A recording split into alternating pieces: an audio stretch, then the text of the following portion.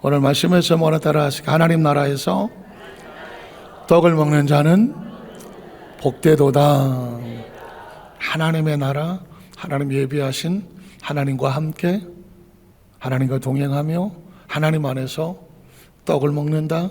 그 잔치상에 초대되어 함께 먹고 마시고 함께 삶을 살아가는, 함께 동행하는 그것이 뭐다?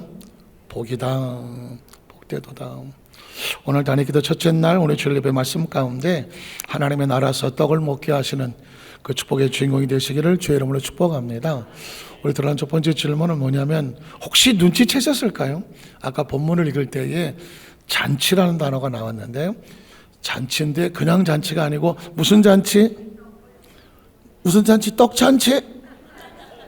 떡에 관심이 있어요. 큰 잔치라는 말이 나왔습니다. 큰 잔치.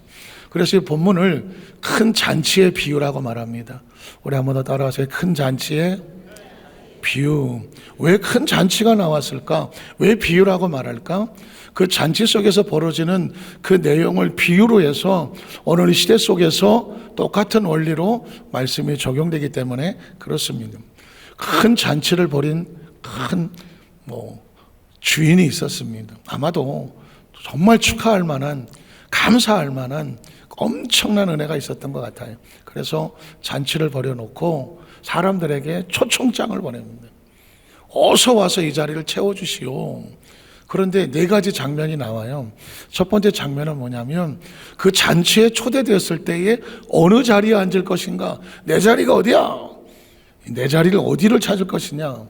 첫 번째 장면. 두 번째 장면은 잔치에 초청장을 듣고 감사하며 참석한 사람에게는 어떤 결과가 있을까? 그런데 안타깝게도 이것저것 사정이 많아서 나 참석을 못하겠어. 거절한 사람들에게는 어떤 결과가 있을까? 그리고 안타깝지만 마지막 장면에 그 거절한 사람을 향한 그 주인의 마음이 어땠을까? 그 주인의 반응이 기록되어 있습니다. 이건 하나님께서 오늘 저와 여러분에게 예배의 자리에, 단일 기도의 자리에, 어떤 사명과 봉사의 자리에 하나님이 원하시는 곳에 여러분을 초청했을 때 과연 우리는 어떤 모습일까를 우리에게 보여주는 비유와 같아요. 우리 첫 번째로 이 비유가 선포되기 전에 청함받는 자리, 어느 자리에 앉을까? 자리에 대한 내용을 한번 살펴보겠습니다. 자, 작은 첫 번째에 청함을 받는 사람들이 앉을 자리에 대한 비유가 기록됩니다. 누가복음 14장 7절에 보니까 청함을 받은 사람들이 어느 자리에 앉았어요? 높은 자리 택함을 보시고, 사람들은 은근히 어느 곳에 초청이 되어서 가면 내 자리가 어디야? 자리 싸움을 하게 되죠. 은근히 어떤 자리에 올라가기 원해요? 높은 자리에 올라가기. 우리는 여기서 성가대가 좀 높은 자리죠? 성가대가 의자가 높은 곳은 여기가 높은 자리에서 높은 자리가 아니라 찬양할 때 잘 보일 수 있고 또 소리가 잘 될 수 있도록, 지휘자가 잘 보일 수 있도록 의자 배치가 높은 것이지 여기가 꼭 높은 자리는 아닙니다. 가장 충성하는 자리지. 그런데 잔치 자리 같은 데 가보면 상석이 어디냐 그러잖아요. 자, VIP가 앉았다고 치면 누가 옆자리에 앉느냐?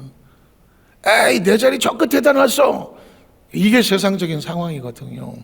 그런데 잔치의 자리 보니까 사람들이 서로 높은 자리에 앉으려고 자리 다툼을 합니다. 그때 예수님께서 세상은 그럴지 모르지만 하나님의 나라는 다르다, 다른 원리를 비유로 말씀하여 이르시되, 그래서 작은 두 번째는 어떻게 해라? 높은 자리에 앉지 마라. 자, 8절을 보면 내가 누구에게나 높은 잔치에 청함을 받았을 때에 높은 자리에 뭐 하지 마라? 앉지 마라. 내 자리가 상석에 앉혀야지 나를 뭘로 보고, 혹시라도 스스로 자기를 높여서 높은 자리에 앉으려 하지 마라. 이유가 뭐냐면, 그렇지 않으면 너보다 더 높은 사람이 청함을 받은 경우에 어떤 일이 벌어지냐면, 너와 그를 청한 자가 와서 너더러 이거 내 자리야, 당신 여기 있을 자리 아니야, 자리 나와 하고 자리를 내줄 때가 온다는 것입니다. 그럼 어떻게 될까요? 그때 부끄러워서 수치스럽고 어디로 가야 돼? 저 끝자리로 가게 된다는 것입니다. 이야기는 뭐냐면 세상은 높은 자리에 앉을수록 사람들이 알아주는 거지만 하나님의 나라는 그 잔치에 초대된 것만 해도 감사해요. 내가 이 자리에 있는 것만 해도 감사해요. 여기까지 온 것도 주님의 은혜예요. 그러면 내가 낮은 자리에 앉겠다는 것은 뭐냐면 내가 어떻게 섬길까? 주인에게 뭐가 필요할까? 혹시 일손이 필요할까? 의자라도 하나 더 날릴까? 아니면 내가 뭐 심부름이라도 할까? 감사하니까 내가 섬길 마음이 생기는 거잖아요. 그런데 나는 이 정도는 안 줘야지. 내가 만약에 하나님 공동체 안에서 내가 어떤 사람인데요, 나 이 자리 주세요 하고 앉았는데 그보다 더 높고 존귀한 사람이 왔을 때는 당신 자리 거기 아니야. 그 자리 뺏겨서 저 끝으로 가시오. 끝자리에 앉게 된다는. 다시 말해서 하나님 나라는 스스로 높아지려고 하면 안타깝지만 하나님이 높이지 않은 것은 언제든지 내려오게 된다는 것이죠. 자, 그러면 어떤 자리에 앉아야 될까요? 청함을 받았을 때 어디에 앉아라? 끝자리에 앉아라. 자, 그 자리 보면 10절에 청함을 받았을 때 차라리 가서 어느 자리에 앉아라?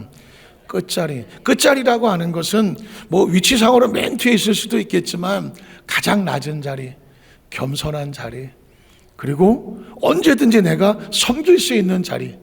내가 필요하면 저를 불러주세요. 저를 좀 사용해 주세요 하고 항상 준비되어 있는 자리. 그리고 이것저것 맡겨도 날 뭘로 보고 무시당한다고 생각하지 않는, 그리고 주인의 즐거움에 동참하고 기뻐할 수 있는 자리.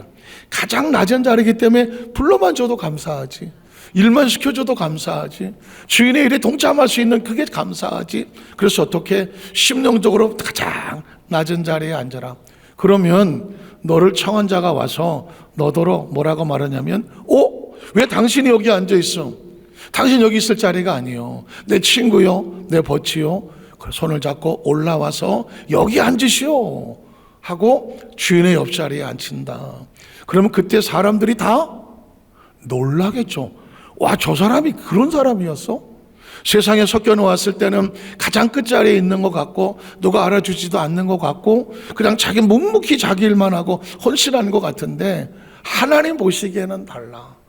하나님은 스스로 높여서 내가 하고 앉는 사람은 별로 관심이 없어. 넌 그 자리가 아니다. 그런데 이름 없이 빛 없이 끝까지 자기 누가 알아주든 안 알아주든 하나님 일에 동참할 수 있다는 자리, 구원받은 은혜에 감사하고 사명받은 은혜에 감사하고 내가 이 자리에 있다는 것에 감사해서 묵묵히 그 끝자리도 감사하고 있는 사람에게 주인이 와서 이런 사람이야, 이 사람이 왜 여기 앉아있어? 불러서 내 좌우 옆자리에 앉았을 때 사람들이 깜짝 놀라는. 다시 말해서 이 끝자리라고 하는 것은 섬김의 자리입니다. 한번 따라 섬김의 자리. 섬김의 자리. 주일 예배 자체가 썬데이 서비스예요. 예배는 누가 나오냐면 서비스하는, 헌신하는 사람, 섬기려고 나오는 거예요. 내가 거기를 왜 가? 섬길 마음이 없는 거예요. 내가 바쁘고 힘든데 알아요. 섬길 마음이 없는 거예요. 엿새 동안 열심히 일하고 주일은 안식하면서 하나님 앞에 나와서 내가 어떤 모습으로 섬기길 원하세요? 하나님의 음성을 듣는 거예요. 하나님 나를 어떻게 사용하기 원하세요? 내게 어떤 일을 맡기길 원하세요? 하나님 내가 어떻게 섬기길 원하세요? 하나님의 음성을 들고 그 말씀 받아서 섬기는 게 뭐다? 그게 크리스찬입니다.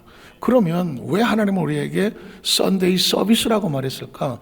차라리 썬데이 블레싱 하면 주일날 축복받는 날 뭐 이러면 좋겠는데 썬데이 서비스라고 섬기라고 말한단 말이죠. 이유가 뭐냐면 앞으로 제가 또 말씀 나누겠지만 창세기 1장 1절 1정 이하를 보면 하나님의 창조 사역을 보면 깜짝 놀랐어요. 하나님이 먼저 우리를 섬겼어. 한번 따라하시죠. 하나님께서 먼저 나를 섬겨주셨어. 하나님이 먼저 우리를 그리고 나를 섬겨주셨더라고. 기억하세요? 태초 하나님의 천지를 창조하셨다. 창조라고 하니까 엄청난 단어고 무에서 유가 나고 기적적이고 능력적인 단어잖아요. 그런데 아세요? 빛이 있으라 하늘과 땅과 궁창과 우주와 만물을 지으셨어. 왜 지었어 이거? 저와 여러분 이 땅에 생명이 살 수 있도록 살 수 있는 공간과 시간을 지은 거라고요. 공간이 없으면 저와 여러분이 있어요? 시간이 없으면 저와 여러분이 있어요? 없어요. 우주가 존재하는 거는 나 때문에 존재하는 거지. 우주에 내가 없으면 우주가 나하고 무슨 상관이 있어? 생각해 보세요. 엄청난 우주가 있다고 치자고요. 내가 없어. 나하고 무슨 상관이 있어? 아무 상관없어요. 우주가 존재하는 건 내가 존재하기 때문에 우주가 의미가 있는 거예요. 하늘의 별이 아름다웠고 태양이 아름다운 건 누가 있기 때문이에요? 내가 있으니까. 그걸 인식하기 때문에 아름다워. 내가 없으면 나하고 무슨 상관이 있어요? 다시 말해서 우리가 정말 엄청난 이 우주 공간의 지구라는 별에 생명을 가지고 태어났는데, 이 내가 태어난 거 이미 이 모든 것이 준비되어 있는 거죠. 혹시 아세요? 사람을 지으셨을 때도 땅의 흙으로 사람이 그 손으로 사람을 지었대요. 만드셨대요. 이게 뭐예요? 섬김이에요. 우리를 만들어 주시는 게 헌신 아니에요? 그리고 하나님의 영을 우리에게 부어주셨어. 이거 섬김이, 하나님 우리가 아름다운 하나님의 존재가 되도록 섬겨주셨잖아요. 하나님의 작품이에요. 예수님을 구주로 믿으시면 아멘 하시기 바랍니다. 예수를 구주로 믿는다는 건요, 하나님이 나를 지으셨다는 창조를 믿는 거잖아요. 그럼 창조는 뭐예요? 하나님 나를 섬겨주셨다니까, 나를 만들어주셨다니까. 너무 거리가 멀어요.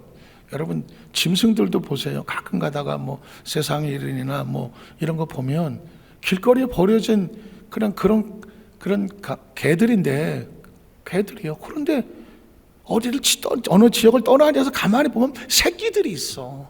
그 새끼들을 키우기 위해서 그 어미 개가 동네를 떠들면서 어떻게든 쓰레기통을 주저리를 먹고 젖을 만들어서 새끼를 먹이려고 가더라고.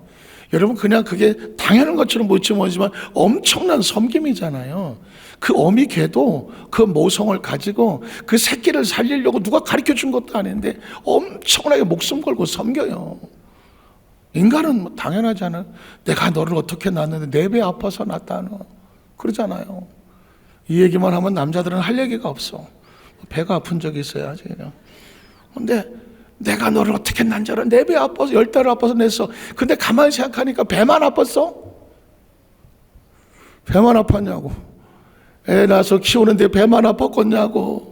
그거 하나 자식 키우느라고 진자리 마른자리 뭐 해가면서, 사실 가만히 어머니 은혜라고 말하지만 섬김이잖아. 부모가 자식을 잘 섬겨서 이렇게 키워놓은 거잖아. 그걸 깨닫는 걸 효라고 말하잖아요. 그러면 우주는 어떻게 했냐고. 우주가 우연히 무의미하게 그냥 떠돌아다니겠냐고. 그 어마어마한 하나님의 이 땀냄새가 안 나요? 하나님 땀냄새? 하나님의 그 섬김이 우주에 가득 차잖아. 그 크신 하나님의 사랑이라고 말하잖아요. 그러니까 성경 속에 하나님이 섬김이 먼저 있어서 저와 여러분을 존재하게 만들었고, 믿으십니까? 그리고 하나님이 그 정도도 아니야. 이제 우리가 어디 살까? 에덴 동산은 누가 만들었어? 하나님이 섬겨주셨잖아. 야, 너희는 그냥 아무 데나 하지 마. 여기 살아. 에덴 동산도 하나님 미리 준비하셨더라고. 가만히 보면 저와 여러분, 이 인간의 존재, 하나님의 섬김이 끝도 없어. 그리고 거기서 한 가지 말하는 건 뭐예요? 내가 너를 위해서 모든 먹고 마신 기와줄 다 너에게 먹고 마실 수 있게 해줄게. 그러나 딱 한 가지만 네가 나를 지켜달라. 선악과를 먹지 말라는 이게 뭐예요? 선악의 주권은 누구한테 있어? 하나님에게 있어. 그러니까 하나님에 대한 주권만 섬겨달라는 거예요. 창조주가 우리에게 원하는 건 딱 하나야. 너의 주인이 누구냐? 하나님입니다. 우리는 하나님을 섬깁니다. 이것만 인정해 달라는 거예요. 그러면 내가 너를 다 섬겨줄게. 그게 에덴 동산이야. 하나님에 대한 섬김의 주권이 인정되면 하나님이 자기 백성들을 위해서 한없이 섬겨주는 그 축복의 동산이 에덴이라고. 그런데 여러분 보십시오. 이 섬김이 안 되니까 뱀은 딴 거 아니에요. 야, 너 선악과 따먹어. 네가 뭘 하나님을 섬겨? 네가 최고야. 너 자신을 섬겨. 네가 앞으로 네 마음대로 해. 왜 굳이 뭘 하나님 섬겨? 사탄은 딴 게 아닙니다. 하나님 말고 네가 하고 싶은 대로 살아. 주권이 달라지네. 섬김의 대상이 달라져. 하나님을 섬기는 것을 예배라고 말하면 이제부터는 자기 자신을 섬기는 것은 하나님과 단절된 거예요. 그래서 하나님과 단절되니까 에덴에서 추방이 단절이 되고 예배가 단절이 되고 하나님의 영이 떠나는 거예요. 이게 회복이 되는 게 뭔지 아세요? 하나님이 또 섬겨주시잖아. 하나님의 세상을 이처럼 사랑하사 독생자를 주시는 게 뭐예요? 섬기려면 뭐 해야 돼요? 줘야지, 드려야지. 우리는 하나님께 드린다고 말하고 하나님 우리에게 주신다고 말하는 거예요. 주셨으니 그 아들 독생자 예수를 우리에게 주셨잖아. 섬겨주셨다니까. 우린 그걸 기억하셔야 돼요. 하나님 이처럼 우리를 섬겨주시는 거예요. 섬겨주셨다고. 그러니까 어떻게 그를 믿는 자마다 섬김을 받았어. 그 섬김을 아는 자마다 멸망차 영생을 얻게 하려 하심이라. 그러니까 하나님께서 우리에게 원하시는 건 뭐다? 우리가 주일 예배든 기도해도 마찬가지예요. 다니엘 기도해도 여러분이 다니엘 기도를 20일 동안 선포합니다. 사실은 20일 동안 다니엘 기도를 작정하기까지 제일 누가 먼저 힘들었겠어? 다니엘 기도를 해야 되나 말아야 되나. 20일 동안은 내가 모든 스케줄을 정지하고 20일 동안 매일 저녁 우리 성도같이 기도해야 되는데, 만약에 그럼 내가 다니엘 기도를 선포한다 그러면 우리 성도들이 다 할렐루야하고 아멘 할까? 아니면은 또 이게 이만큼 나와서 20일 동안 다니엘 기도를 하고 바빠 죽겠네, 그럴 뻔도 왜 없겠어? 왜 없겠냐고. 당연히 바쁜데 다들 매일 저녁 20일 동안 그거 어떻게 나오냐고. 보통 그럴 땐 6,000원 나온다고. 그걸 내가 다 감수해야 되는데, 내가 가만히 아무것도 안 하면 아무 소리도 없는데, 우리 목사님 얼마나 편한지 몰라. 아무것도 안 하는 편한 우리. 근데 굳이 내가 이거 십자가를 져야 되나? 그런데 그러니 얼마나 준비하고 되는데 마음에 팍. 다니엘 기도는 의무가 아니야. 예전에 다니엘 기도는 그냥 작정하고 막 기도해서 뭘 얻어내려고 다니엘 기도하면, 이번 다니엘 기도는 네가 기도의 자리에 내가 너를 초청할 테니 네가 이 자리에서 다니엘 기도 나를 섬겨주겠니? 나를 섬겨주겠니라고. 우리가 뭘 어떻게 받아내는 게 아니라 하나님께서 우리에게 특별히 다니엘 기도를 선포하고 이 자리에 초청을 하는 거더라고. 그리고 이 자리를 네가 21일 동안 지키면서 나를 섬겨주겠니? 다니엘이 그랬거든. 20일 초청됐거든. 네가 이 나라 민족을 위해서 엎드려 금식하며. 다니엘은 금식했어요. 21일 동안이나 금식하고 엎드려 첫날부터 응답을 받았지만 21일 동안 하나님께서 계속 응답을 주시지 않고 계속 섬기게 했어. 마침내 21일째 되는 날 응답이 왔어. 그동안 치열한 싸움이 있었어. 우리가 계속 섬김을 할 때 편한 일만 있겠어요? 그래서 그 20일째 응답을 받고 하나님께서 그 나라의 미래에 되어질 계시와 비전과 꿈을 알려줬어요. 여러분, 기도는 그런 거예요. 우리가 주님 앞에 헌신하고 섬김의 자리에 나왔는데 하나님께서 그 헌심의 심음을 보고 하나님이 나를 축복을 열어주시는 것입니다. 한번 따라하세요. 섬김에는 공짜가 없다. 섬김에는 공짜가 없어요.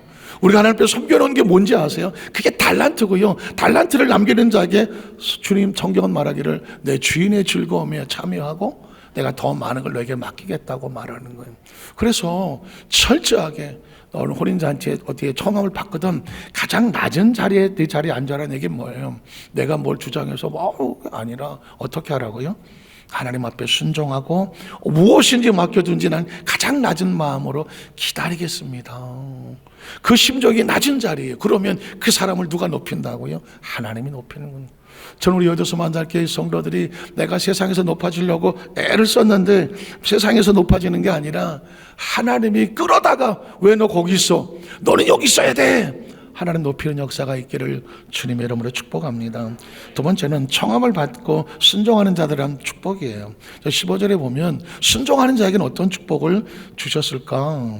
함께 먹는 자 하나가 이 말 듣고 이르되 하나님 나라의 떡을 먹는 자가 어떻다고요? 복이 있다고 하잖아. 제가 아까 제목이 여기서 나왔거든요. 하나님의 나라, 초청된 나라에 만약에 거절하고 나갔으면 떡을 먹을 수 있어요, 없어요? 없어요. 순종하고 들어왔어요. 잔치 자리에 같이 먹어요. 같이 먹을 수 있다는 게 얼마나 큰 복이에요. 같이 먹을 수 있다는 것은 최고. 저는 여도서 만삭교회 성도들이 하나님이 베풀어 놓은 그 천국 잔치에 그 축복의 잔치를 같이 먹을 수 있는 우리 성령 되시기를 주의 이름으로 축복합니다. 왜냐하면 기회를 놓치지 않았다는 거예요. 근데 그 자리에 없다? 기회를 놓친 것과 같아요.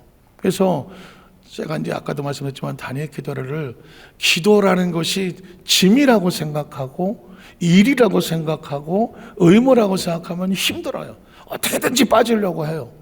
그러나 주님이 나를 초청했다. 하나님께서 나를 섬기기를 원하신다. 네가 그 자리를 좀 지켜줄래? 라고 하나님께서 우리에게 초청장을 내밀었다. 그럼 얘기가 달라지죠. 달라지죠. 제가 우리 여러분 들어오실 때에 다니엘 기도 책자를 우리 행정팀에서 만들어서 보니까 저 제목에 강서계도 있고, 그 다음에 하나 21일 동안 여러분 잘 말씀도, 제가 21일 동안 말씀을 다 준비했어요. 그래서 본문하고 제목까지 다 적어놨어요. 거기에 설교 내용을 요약할 수도 있고 기도 제목을 적을 것도 해놨어요. 그리고 맨 뒤에 보면 출석부가 있어요. 도장을 찍었어. 왜 오늘은 주일날은 왜 도장이 이미 찍혀 있을까요? 자동으로 찍혀 있어. 여러분 다 참석하신 거야. 그런데 사실은 이게 출석부가 아니라 섬김의 열매예요. 여러분 21일 동안 다니엘 기도를 하면서 내가 얼마나 이 기도회 동안 내가 섬겼나, 그 초청의 자리에 나를 있게 했나, 그걸 도장을 찍어보면서 내가 21일 동안 하나님께서 나를 초청한 이 자리에 최선을, 아니 어차피 못하는 사람도 있을 수 있어요. 도저히 안 되는 사람도 있어요. 알아요. 그러나 할 수 있는 사람이면 참석을 하셔서 그 열매를 찍어서 내가 이번 2026년에 이런 열매 하나님께 맺었습니다라고 내놓을 수 있는 아름다운 열매가 되기를 주의 이름으로 축복합니다. 그리고 21을 마치고 나면 조그만 요만한, 여기 샘플 안 갖고 왔는데 조그만 메달을 하나 드릴 거예요. 그 메달이 아무것도 아닐 수 있어요. 그런데 거기 2026년 21일 다니엘 기도에 완주한 축하 기념 메달이에요. 세월이 지나고 나면 그거 어디다 판다고 해서 돈 되지 않아요. 그런데 여러분이 10년 뒤에 뒤돌아봤을 때, 그래 그때 26년도 다니엘 21일 동안 내가 최선을 다했어. 나중에 남는 거는 여러분의 섬김의 흔적이 남아. 그 섬김의 흔적이 여러분의 가슴 속에 뜨거운 은혜가 되기를 주의 이름으로 축복합니다. 세 번째는 청함을 받고도 불순종하는 자들의 결과에, 이 부분이 제일 가장 가슴 아픈 건데요. 불순종하면 어떻게 될까? 자, 큰 잔치의 초청을 한번 보겠습니다. 16절에 보면 이러시되 어떤 사람이 여기 나왔죠. 큰 잔치를 베풀고 많은 사람을 청했습니다. 자, 잔치할 시각에 그 청하였던 자들에게 종을 보냈습니다. 오소서, 모든 것이 준비됐어. 전국 잔치는 그런 거예요. 이미 하나님께서는 다니엘 기도 동안에 여러분 참석하는 모든 분들에게 하나님 은혜와 은총과 그걸 다 준비해 놓고 기다리고 있는 거예요. 다니엘 기도를 내가 거기에 동원돼서 나가야 되나가 아니라 나를 준비해 놓고 기다리고 계시는 주인을 바라봐야 돼. 전 이번 다니엘 기도 동안에 이 다니엘 기도에 여러분을 초청해 놓고, 이거 초청장이에요. 초청장이라고. 초청장을 해놓고 하나님께서 네가 이 자리에 나와서 다니엘 기도하는 동안에 내가 너를 위해서 모든 것이 무엇되어 있다? 준비되어 있나. 우리에게 무엇이 필요한지 알고 계신 주님께서 준비되었다고 말하고 있어요. 자, 그러면 그 다음 절에 보면 그런데도 불구하고 불순종하는 사람, 거절하는 자들은 이유가 뭘까요? 옛날이나 지금이나 이유는 대동소이해요. 다 일치하게 사양을 했어. 한 사람은 뭐라고 말했냐면, 나는 밭을 샀습니다. 나는 땅을 샀습니다. 집을 샀습니다. 물건을 샀습니다. 뭘 샀대? 그래서 바쁘대. 아무래도 내가 보아야 하겠으니 청컨대 나를 양해해 주시오는. 여러분 혹시 아세요? 어떤 사람이 나에게 초청장을 줬어요. 이 초청장, 예를 들어서 결혼식 청첩장이라고 해봐요. 청첩장을 나한테 줬을 때 여러분의 의식 속에 딱 떠오르는 게 있을 거예요. 지는 왔나? 오지도 않은 게 가요, 안 가요? 안 가. 지는 왔나? 일단 계산하면서 지도 안 왔는데 내가 왜 가? 할 수 있어요. 그죠? 또 하나는 가야 되나 마야 되나 고민해. 왜냐면 온 것 같기도 하고 안 온 것 같기도 하고 하면서 생각나면 가. 생각 안 나면 안 가. 그런데 어떤 사람은 이 사람은 내가 꼭 가야 돼요. 아무리 바쁘고 그날 다른 스케줄이 있어도 바꿔서라도 꼭 가야 될 사람이 있어. 왜 어떤 사람이 나한테 아주 소중한 사람이 있어. 나한테 아주 귀한 사람이 있고 내가 은혜를 입었든지 아니면 내가 그 사람을 끔찍히 생각하든지 하여튼간에 내가 반드시 가야 될 사람이 있어. 그러니까 그 초청 잔치에는 누가 가냐면 잔치도 잔치지만 그 사람이 누구냐를 관계 때문에 가더라고. 관계. 그렇죠.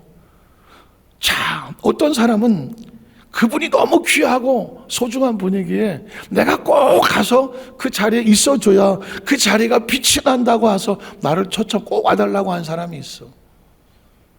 여러분 어떻게 생각하세요? 제가 아까 초청장에 했어요. 다니엘 기도가 그런 거예요.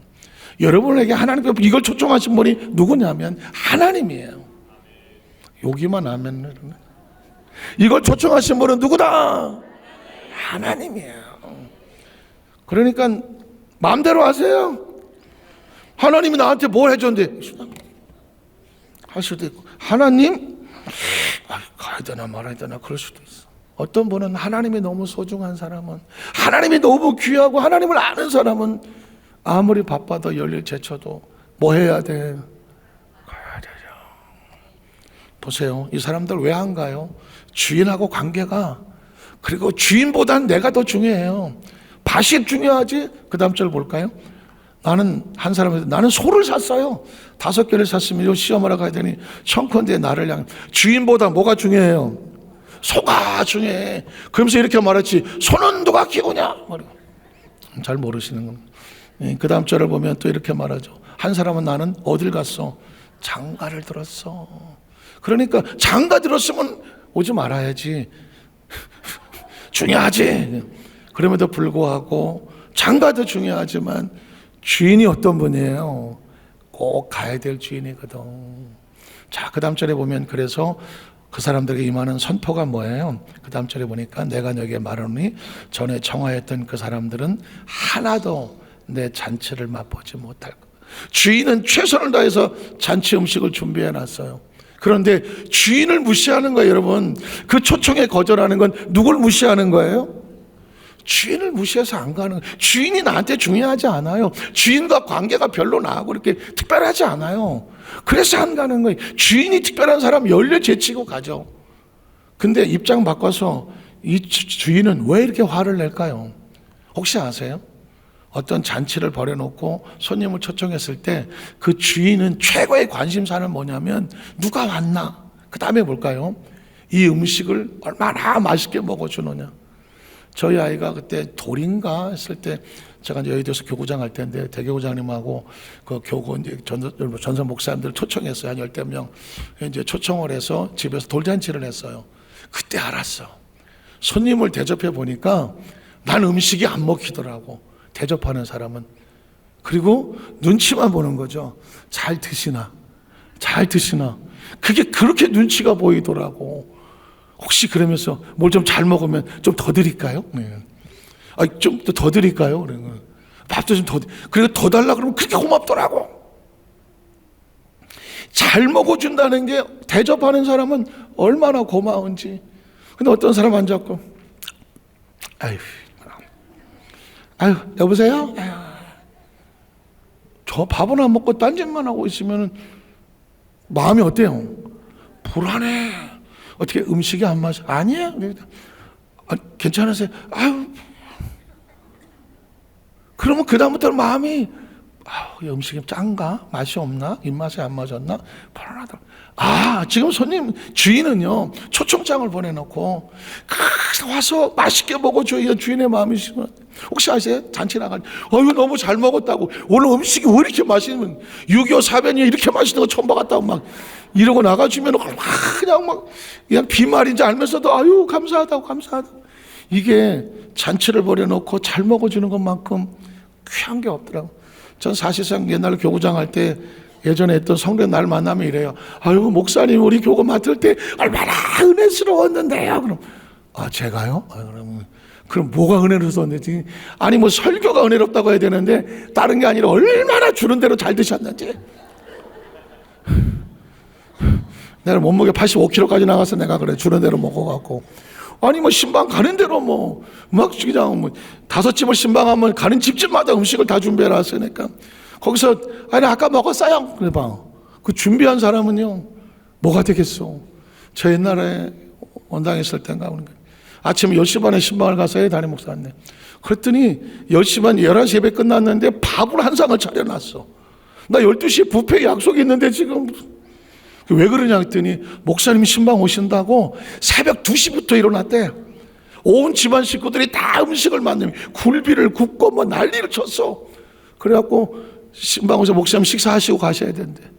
나 지금 11시인데 이거 먹고 12시에 또 밥 먹으러 가야 되는데. 근데 먹었어. 무조건 먹었어. 그러니까 그 성도들이 나중에 한 소리가 뭐예요?